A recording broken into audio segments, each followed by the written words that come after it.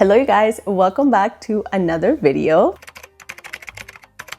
Today I wanted to sit down and talk to you about all the books that I have read recently. Even though my goal this year was to read 2 books a month, for some reason I cannot get out of the 1 book a month prison that I have put myself in since I stopped listening to audiobooks. I'm someone who likes to take their time in between books. I like to think about what I've just read. I like to sit with my thoughts, my theories, my ideas, and basically just process the book and give it time. So today I wanted to talk about the 3 books that I have read so far in 2026, tell you everything I've loved about them, and honestly, all the lessons I've learned from them, because every single time I read, I learn something new.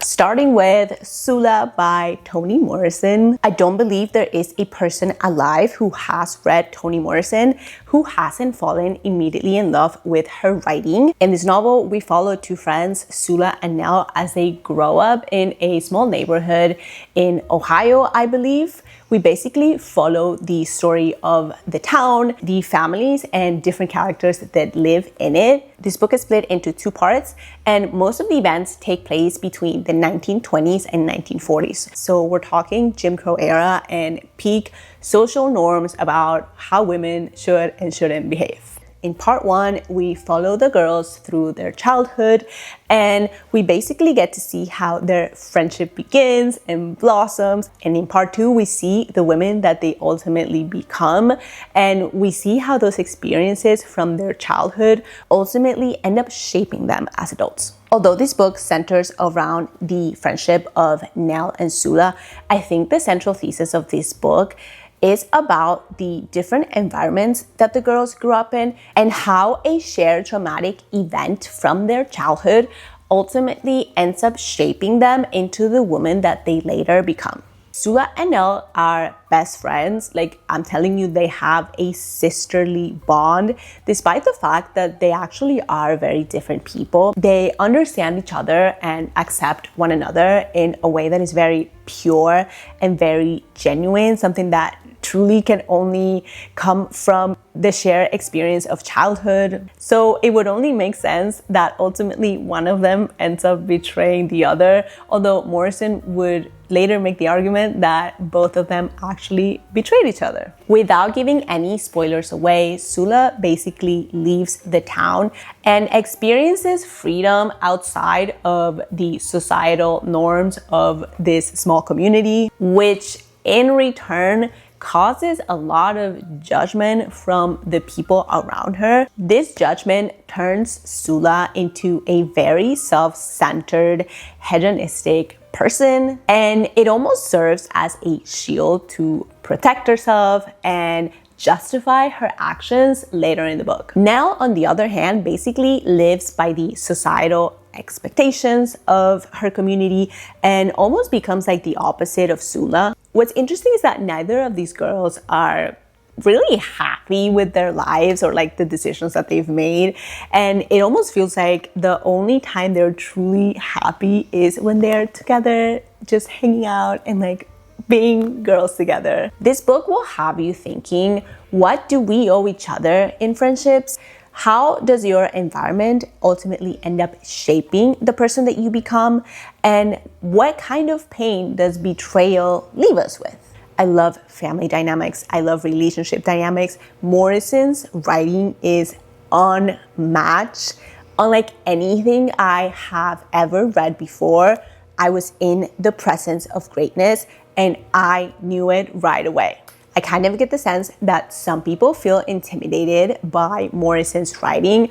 Please don't. Just pay attention, have a dictionary on hand, and just enjoy her beautiful prose. I give this book 5 stars. I genuinely had such a good time reading it. It was so interesting. I'm such a fan of Morrison now, and honestly, I can't wait to read another one from her. The next book I read was Pride and Prejudice by Jane Austen. Can you believe I had not read Pride and Prejudice? I made an entire vlog about my experience reading this, and to make a long story short, I absolutely loved it. I had never read an Austen novel before, so I was very pleasantly surprised to find that I really do vibe with her writing style and her humor. Keep in mind, I had also never watched the 2005 film adaptation with Keira Knightley, so when I tell you I went into this with no expectations, all I knew was the names of the main characters and that ultimately they end up falling in love. So when I tell you I came out of this a fan,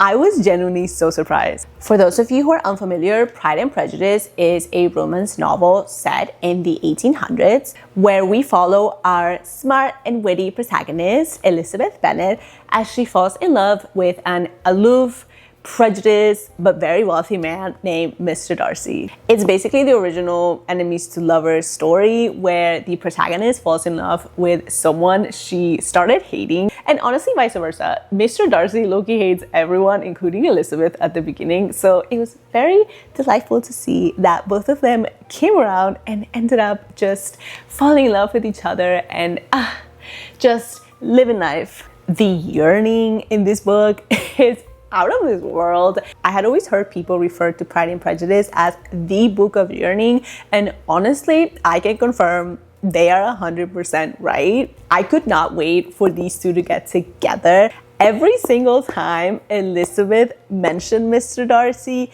and every single time they were together, I felt like I was that picture of Mr. Burns talking on the phone, like kicking my feet up and just giggling. I had so much fun reading this. I was genuinely so happy for them. Like I was rooting for them since the beginning. Of course, Pride and Prejudice at its core is about class and societal expectations. And of course, first impressions. As a matter of fact, this book was initially called First Impressions, and it was only changed to Pride and Prejudice after the success of Sense and Sensibility. So you kind of see where she was going with the First Impressions title. I felt this was very fast-paced for a novel of its time, but I'm sure that some people are going to disagree with me. I absolutely loved Austen's humor in this. I am actually not a Regency girly myself. Like I've never seen Bridgerton. This is not like a genre that I really care too much about. But I kind of get now why people are obsessed with Pride and Prejudice. Like I definitely came out of this a fan and genuinely just had the best time. I did watch the 2005 film adaptation right after this, and I thought it was lovely, even though I did find it a little too fast-paced for my liking. Thank you to the person who left a comment on my Pride and Prejudice vlog telling me to watch the 90s BBC series instead. I definitely will, trust me. Honestly, I don't know what else to say about Pride and Prejudice other than if you haven't read it, go pick this up, and if you have read it, you already know.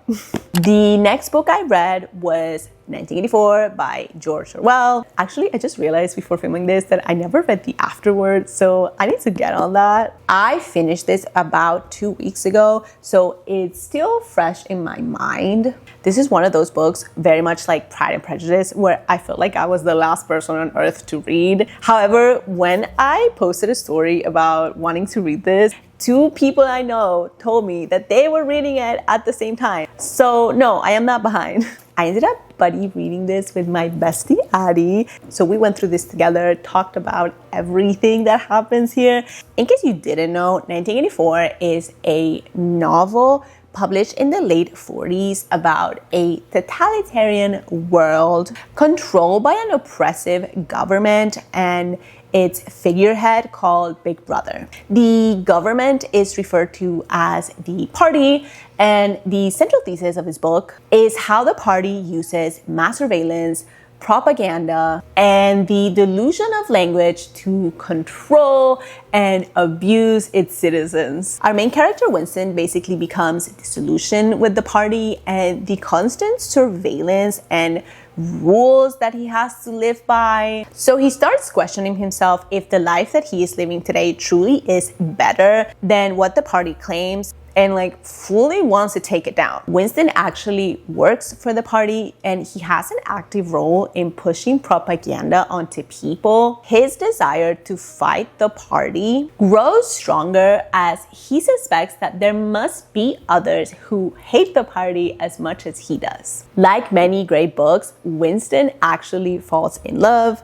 and it is through the power of love that he decides to actually go out and fight the party. Although you could say that his desire for revolution was stronger than the love he once felt, it was through experiencing what could be that led him to actually gain the strength to go out and fight the regime. Now, I don't want to spoil this book, and I don't want to get into the details about how some of Winston's motives are questionable, to say the least, because I genuinely think that Orwell wrote him to be flawed, somewhat innocent and naive for a reason. I think the biggest goal of this book was to show the reader how an oppressive government begins, how it operates, and how even after someone joins a resistance movement, they're still susceptible to manipulation from the regime that they are trying to overthrow.